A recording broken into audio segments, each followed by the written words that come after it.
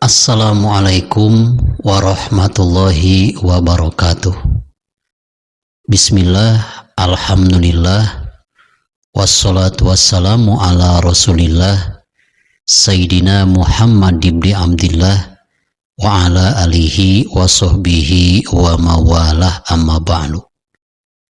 Ketika bicara masalah dalil-dalil atau keterangan-keterangan yang bersumber dari hadis baginda Rasulullah SAW dari permasalahan miras atau narkoba, ini ribuan hadis.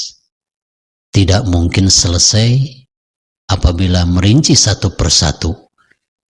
Pasti tidak akan selesai dengan jangka waktu yang sebentar.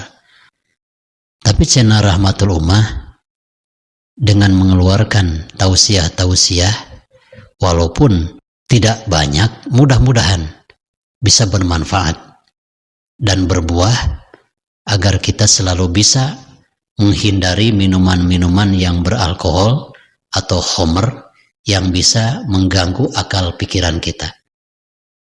Salah satu hadis yang menjelaskan tentang bahayanya minuman keras, ada 3 orang yang tidak mungkin masuk surga, berarti terlebih dahulu dimasukkan ke neraka. Setelah habis dosa-dosanya baru dimasukkan oleh Allah ke surganya Allah. Seandainya orang muslim, lain lagi orang kafir. Orang kafir itu di nerakanya itu abadi, tidak mungkin akan dikembalikan oleh Allah ke surganya. Lain halnya dengan mukmin yang berdosa, walaupun sudah lama di neraka tentu akan dimasukkan akhirnya ke surganya Allah Subhanahu wa taala. Dalam hadis baginda Rasulullah SAW, salah satun la yadkhulunal jannah. Ada 3 orang yang tidak akan masuk surga. Siapa mereka? Yang pertama, mudamminul khamri, orang yang membiasakan minuman keras, lalu sampai matinya pun tidak bertobat terlebih dahulu atas perbuatan minuman kerasnya. Lain halnya, seseorang sudah meneguk minuman keras, lalu menyesal dan bertobat untuk tidak mengulangi lagi, maka insya Allah orang tersebut akan dihapuskan dosa-dosanya oleh Allah Subhanahu wa Ta'ala. Yang dikhawatirkan dan yang paling mengerikan, karena hidup di dunia hitam, hidup selalu di jalanan, jauh dari masjid, jauh daripada beribadah kepada Allah. Tiada hari tanpa mengkonsumsi minuman keras. Jarang sekali minum minuman yang halal-halal.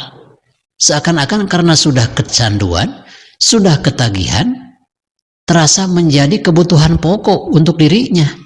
Maka yang paling bahaya itu orang yang demikian. Orang ini yang tidak bisa meninggalkan dunia minuman keras tidak akan masuk surga, kecuali masuk ke neraka dulu, langsung dicuci badannya oleh Allah Subhanahu wa Ta'ala. Yang kedua, waqati'ur rahim, orang yang memutuskan tali persaudaraan. Ingat, orang yang memutuskan tali persaudaraan itu rugi untuk dirinya sendiri dan rugi pula bagi orang lain. Bagaimana rugi untuk diri sendiri? Karena memang apabila seseorang memutuskan tali persaudaraan, doanya tidak akan diijabah oleh Allah. Lalu apa alasannya? Orang yang memutuskan tali silaturahim itu bisa merugikan orang lain. Saat baginda Rasulullah SAW berdoa dengan para sahabatnya. Lalu sebelum berdoa bersama, baginda Rasul berkata, siapa di antara kalian yang saat ini, yang hadir di tempat ini, orang yang memutuskan tali silaturahim? Pertanyaan pertama tidak ada yang menjawab, pertanyaan kedua pun tidak ada yang menjawab. Lalu baginda Rasul bertanya yang ketiga kali, siapa di antara kalian yang hadir di tempat ini yang memutuskan tali silaturahim?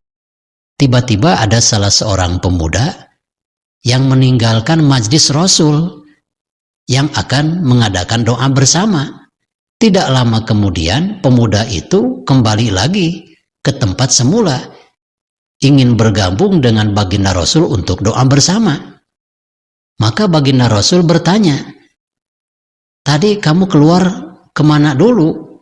Jawab si pemuda itu, aku mempunyai permasalahan dengan saudaraku sendiri. 3 hari 3 malam aku tidak bertutur sapa, sehingga setelah tadi aku keluar, aku telah saling bermaaf-maafkan.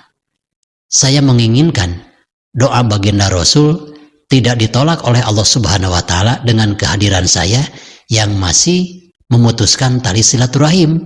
Untuk itu, pada hari ini saya sudah bermaaf-maafan. Maka sabda baginda Rasulullah Shallallahu Alaihi Wasallam, Inna rahmatallahi la tanzilu ala qaumin fihim qati'ur rahimin. Ketahuilah, sesungguhnya rahmat Allah Subhanahu wa Ta'ala tidak mungkin turun kepada suatu kaum apabila terdapat dalam kaum tersebut salah seorang yang memutuskan tali silaturahim. Karena ribuan orang yang berdoa kepada Allah, kalau hadir di antara mereka ada orang yang memutuskan tali silaturahim, maka doanya tidak akan diijabah. Itulah salah satu contoh orang yang memutuskan tali silaturahim itu merugikan bagi orang lain. Yang ketiga, orang yang tidak akan masuk surga itu wa musaddiqus sihra, orang yang mempercayai peramal, orang yang mempercayai dukun. Itu salah. Yang harus kita percayai hanyalah Allah Subhanahu wa Ta'ala. Seandainya peramal itu bisa mengetahui nasib-nasib kita, tolong juga ramah dirinya peramal tersebut. Itu sangatlah bohong. Walaupun peramal itu benar, benarnya pun itu kebetulan. Na'udzubillah, summa na'udzubillahi min dzalik.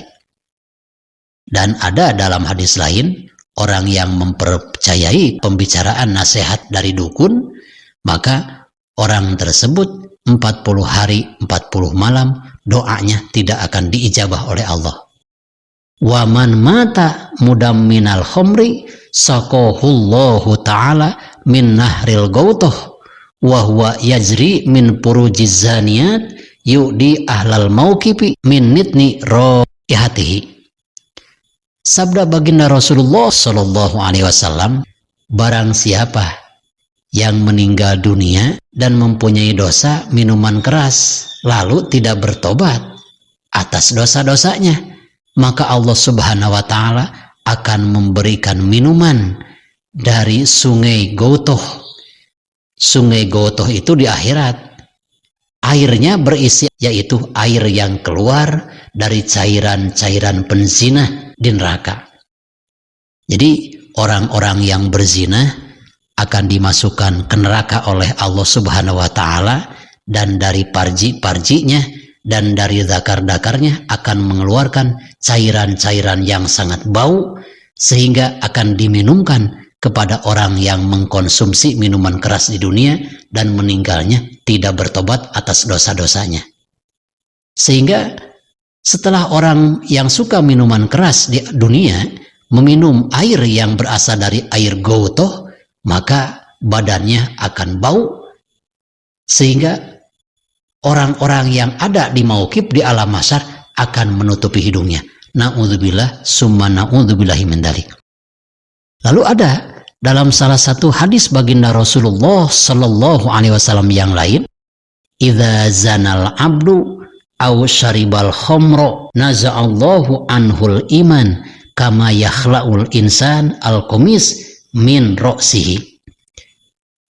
Apabila seseorang berzina atau mengkonsumsi minuman keras, begitu berzina maka imannya keluar dari badannya.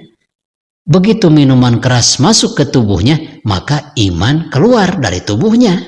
Jadi antara iman dan berzina tidak mau bersatu, seperti tidak mau bersatunya antara siang dan malam.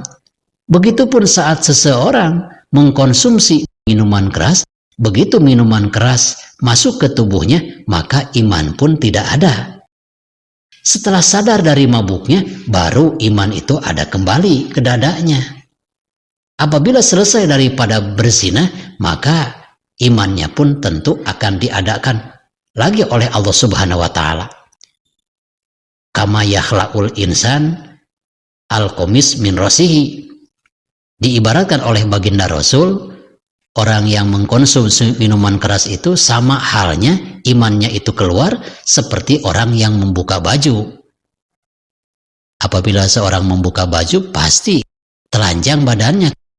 Begitupun dada seseorang akan telanjang dari iman seandainya sedang berzina atau sedang mengkonsumsi minuman keras. Sahabat channel Rahmatul Ummah yang saya cintai dan Allah muliakan, mudah-mudahan dengan adanya hadis-hadis baginda Rasulullah Shallallahu Alaihi Wasallam yang menentang dan menjelaskan tentang azab siksa pengkonsumsi minuman keras, mudah-mudahan kita sedikit demi sedikit yang terbiasa mengkonsumsi minuman keras bisa menjauhi lama-kelamaan. Mudah-mudahan kita diberikan taufik dan hidayah oleh Allah Subhanahu wa taala sehingga bisa menjauhi sekaligus. Mudah-mudahan tausiah ini bermanfaat. Dari kekeliruannya saya mohon maaf, dan kebenarannya seolah-olah ini pertolongan dan hidayah dari Allah Subhanahu wa taala. Khudz ma sofa wada ma kadar billahi fi sabilil haq. Wassalamualaikum warahmatullahi wabarakatuh.